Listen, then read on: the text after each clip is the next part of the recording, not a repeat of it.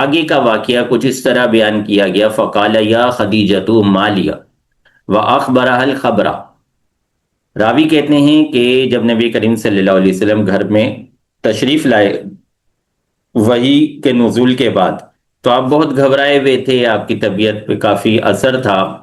پہلے تو آپ جو ہے وہ کمبل لے کے بیٹھے رہے کچھ دیر کے لیے، اور پھر جب آپ کے دل کی گھبراہٹ کچھ بہتر ہوئی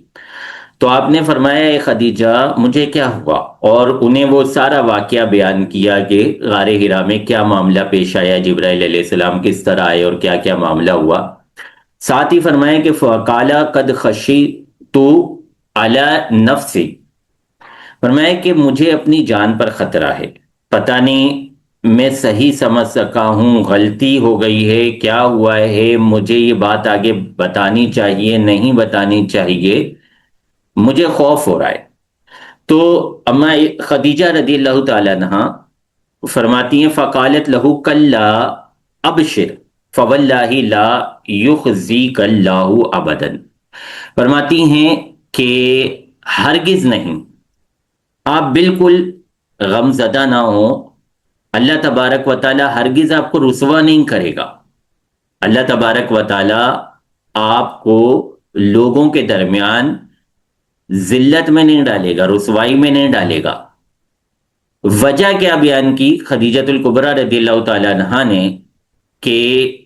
آپ کیوں رسوا نہیں ہوں گے، ہم نے آپ کی کون سی صفات دیکھی ہیں، ہم نے آپ کی کون سی خوبیاں دیکھی ہیں کہ جس کی وجہ سے ہمیں یقین ہے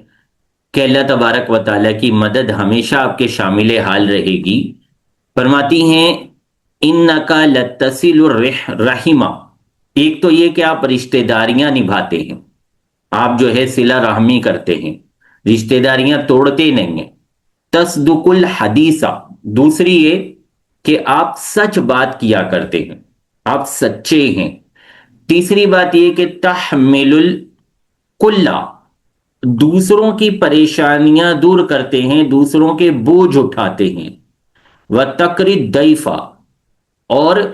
مہمان نوازی کرتے ہیں۔ وتعینوا علی نوائب الحق، اور جو لوگ حق پر ہوتے ہیں، حق کی خاطر عمل کر رہے ہوتے ہیں، کوشش کر رہے ہوتے ہیں، آپ ان کی مدد کرتے ہیں۔ تو